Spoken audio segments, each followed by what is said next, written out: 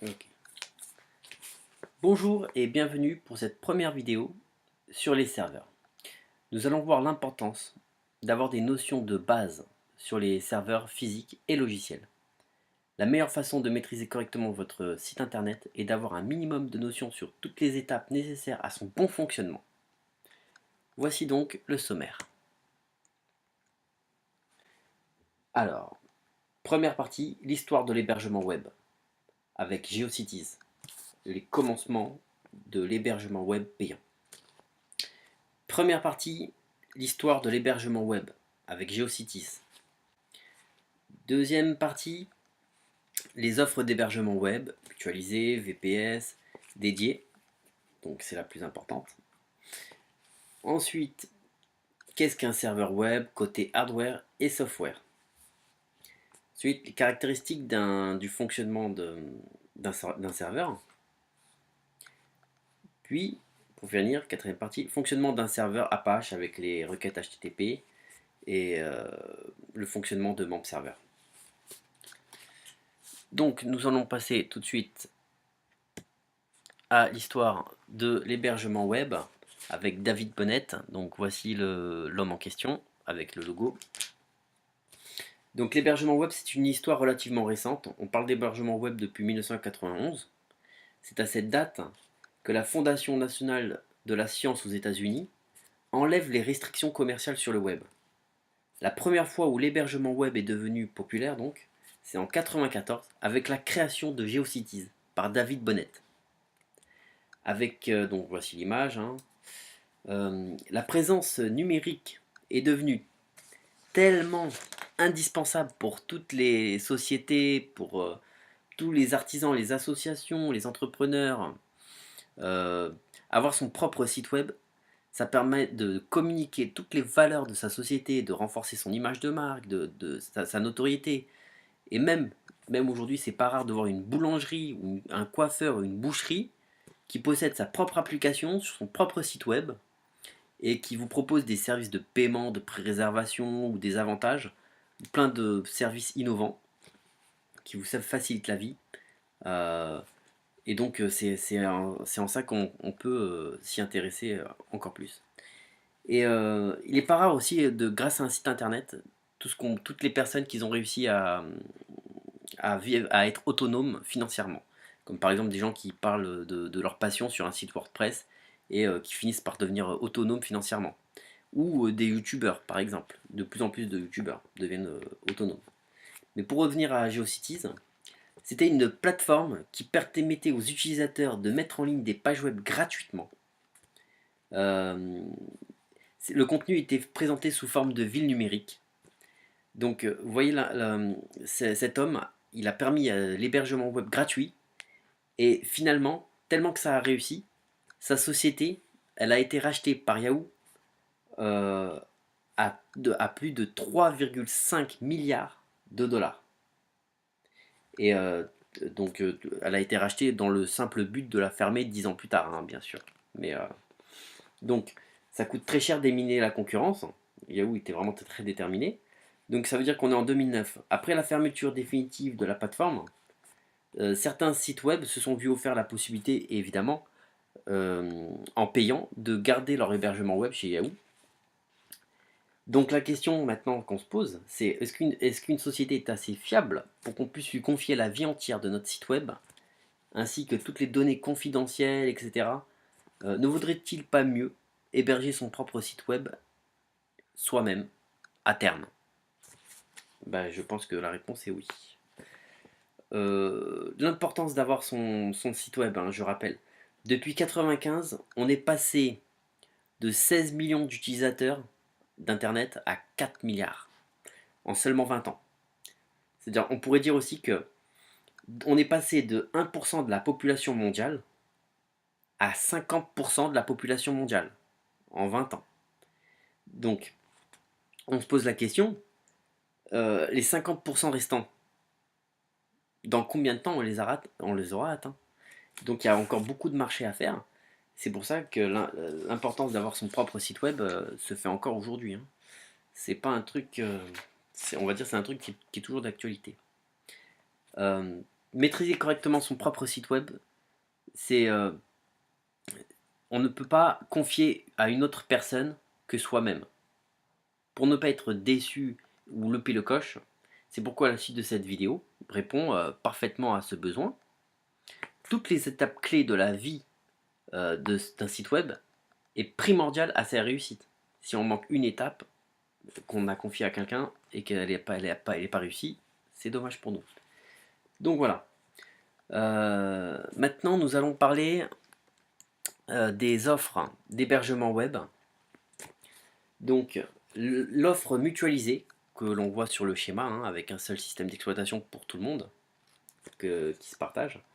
Donc, c'est l'offre la plus simple pour débuter un projet web. C'est la plus économique, largement suffisante. 2 euros par mois, voilà, ça suffit.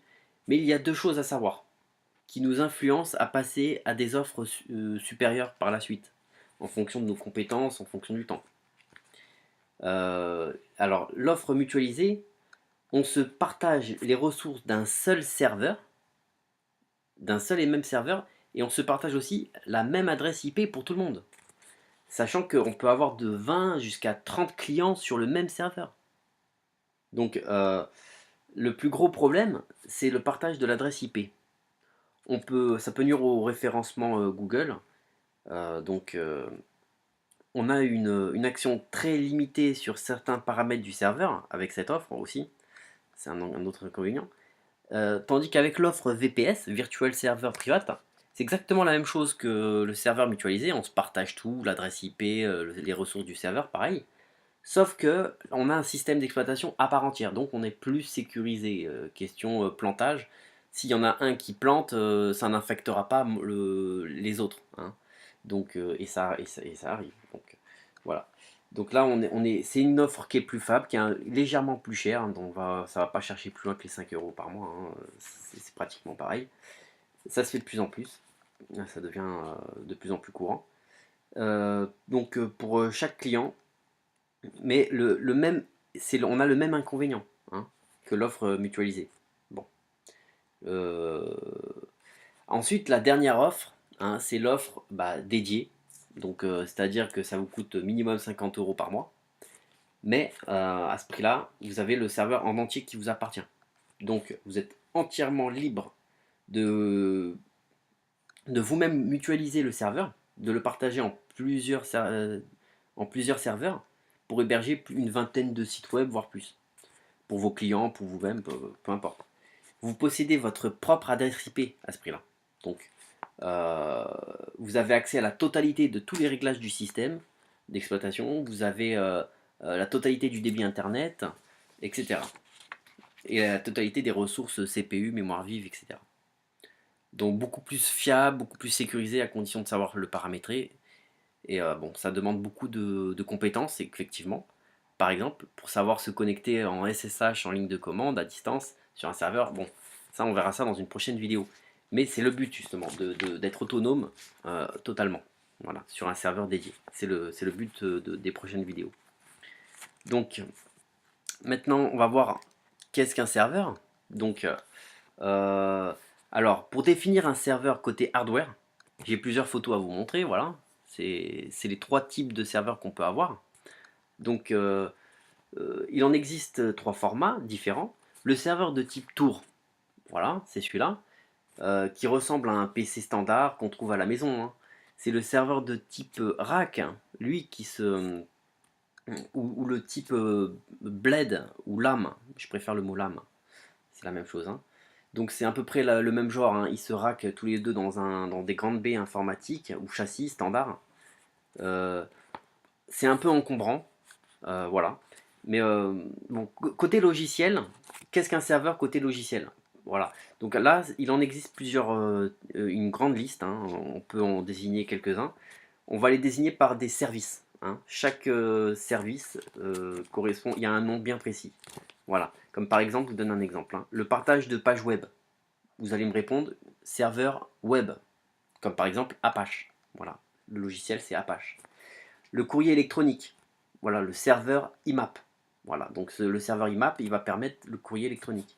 le partage d'imprimante, le stockage en base de données. Vous connaissez déjà le nom.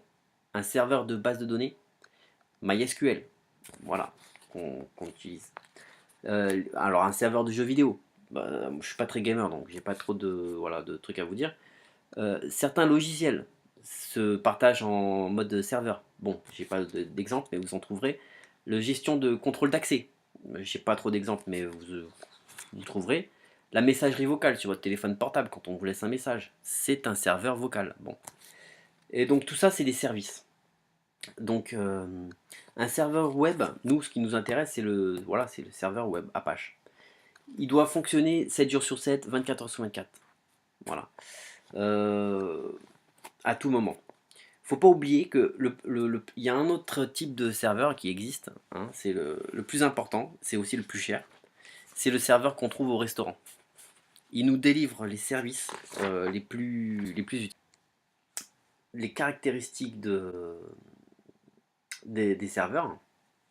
Alors, et les avantages et les inconvénients de chacun. Alors, le premier avantage du serveur Tour, c'est qu'on peut l'installer partout, à la maison, dans une entreprise. Il ne nécessite pas beaucoup de place. Et ça maintenant c'est très basique. Il reste quand même limité en termes de nombre de disques qu'on peut mettre dessus, puisque c'est maximum 6. Et la puissance, la fiabilité, etc. Est plus basse que sur les deux autres types. Alors les deux autres types, les plus courants dans les data centers, hein, évidemment, vous les reconnus, serveur rack et LAM, ça nécessite des baies informatiques possédant ils possèdent des densités très élevées de serveurs au mètre carré. Par exemple, pour le serveur rack, c'est 40 serveurs au mètre carré. Donc le serveur de type LAM, lui, c'est un tout petit peu plus que les serveurs rack et possède un minimum de 4 à 10 cœurs dans les processeurs de la carte mère. C'est des serveurs qui sont un peu plus spécialisés pour fonctionner en mode serveur, quoi. Donc c'est pas des cartes mères standards, c'est des processeurs bien particuliers, hein. Renseignez-vous, mais vous pouvez les acheter à Montgallet, hein, ça n'empêche pas. Euh, donc vous possédez une RAM de minimum 12 pour les serveurs les plus basiques, jusqu'à 128 Go de RAM, hein, de mémoire vive. Bon. Vous pouvez connecter de minimum 6 jusqu'à même 20 disques durs sans problème, voire plus. Et plusieurs Tera pour chaque disque dur, quoi. Donc c'est valable en tout cas chez One and One, hein, ce type de serveur. Après, chaque hébergement, selon le prix que vous payez, voilà, ça peut être plus ou moins. Donc c'est à peu près les mêmes choses chez tous les hébergeurs, hein. Bon. Donc maintenant, nous allons passer à l'étape suivante. Donc comment on va expliquer brièvement la quatrième partie, comment fonctionne une requête HTTP sur un serveur Apache, sur un serveur web Apache, et comment installer le pack MAMP pour tester son site web en local. Donc, quand on envoie une requête, quand on envoie une information sur un serveur via le réseau, il faut connaître le cheminement de cette information pour être en mesure de comprendre, en cas de panne, où peut se situer le problème. Donc, d'où le rôle du modèle OSI. Donc, le modèle OSI, le voici. C'est la même chose que le modèle TCP/IP, hein. Il y a juste 4 étapes en moins dans le modèle TCP/IP parce qu'il est moins détaillé, on va dire. Donc le modèle OSI, il est beaucoup plus détaillé. C'est une norme internationale pour savoir à tout moment euh, où est l'information et sous quelle forme. Voilà. Et quel type d'expert il va falloir mettre en jeu, quoi. Parce que chaque protocole, chaque étape, chaque couche, on va dire, réseau, a son nombre de protocoles, hein, et qui sont plus ou moins complexes, hein. Là, après, dans la couche la plus basse, la physique, bah, c'est des signaux électriques, c'est dans le domaine de l'électronique, hein. Tandis qu'en haut, la partie application, bah, c'est plus dans le domaine programmation, on va dire. Donc voilà. Ensuite, on va voir le modèle OSI, voilà, c'est fait. Donc ça représente toutes les normes qui décrivent le transit d'un paquet sur le réseau. Donc ça, vous avez compris. Euh, donc, on va donner quand même une définition de HTTP, hein. Donc, la définition, c'est le Hypertext Protocol Transfer. Donc, littéralement, ça veut dire protocole de transfert hypertexte. Donc, c'est un protocole de communication client-serveur pour le web, hein. Il est utilisé pour le partage de pages web, donc, avec des clients HTTP et serveurs HTTP. Donc, le client HTTP, qu'est-ce que c'est? C'est-à-dire que HTTP va permettre au client, donc par le biais d'un navigateur internet, Google Chrome, Safari par exemple, et de communiquer avec un serveur de site web, par exemple Apache. Donc il fait le lien entre votre navigateur internet et Apache, le serveur. Bon. Euh, donc votre navigateur va faire office de client HTTP et va envoyer une requête via le protocole HTTP qui se situe à la couche 7, la couche application que voici. Et donc les paquets vont de couche en couche.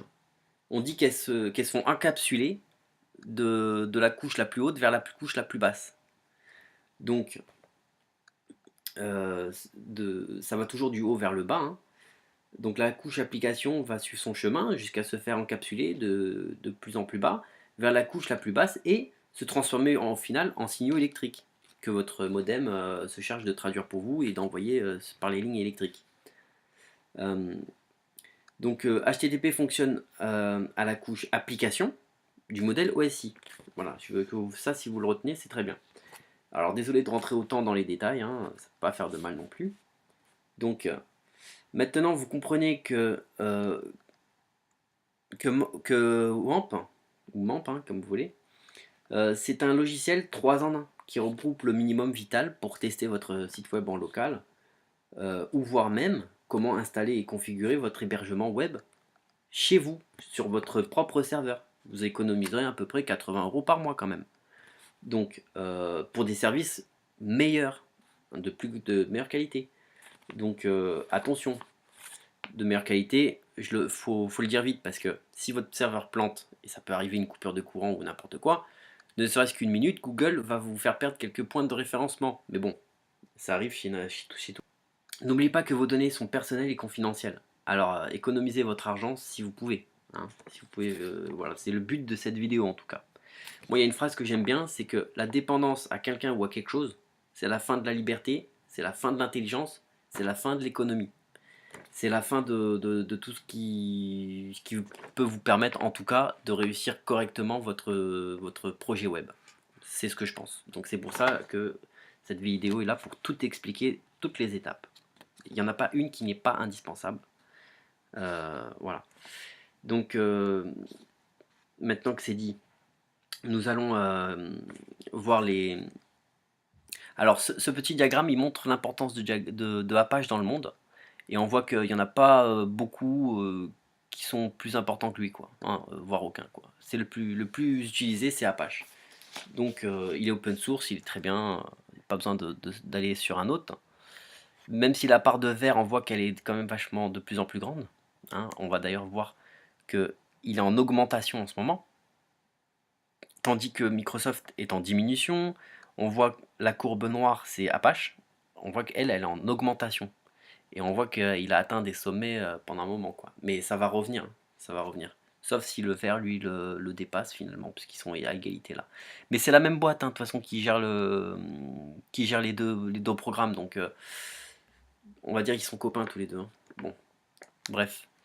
Euh, donc, d'où l'importance d'avoir Apache sur son ordinateur, sur son serveur, hein, en tant que serveur. Bon, alors maintenant, pour ceux qui veulent installer MAMP ou WAMP, hein, selon si vous avez Windows ou pas, juste pour un petit rappel, allez dans Applications, cliquez sur l'éléphant.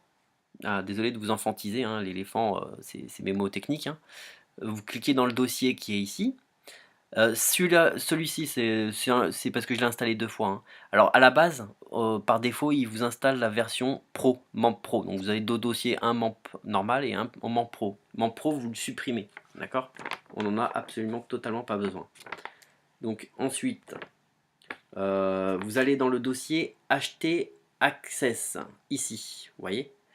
Donc ce dossier-là, vous cliquez dedans Euh, et vous allez pouvoir installer tout, si vous avez téléchargé WordPress, PrestaShop ou quoi, vous allez le décompresser, vous allez mettre le dossier ici, dans ce dossier htaccess.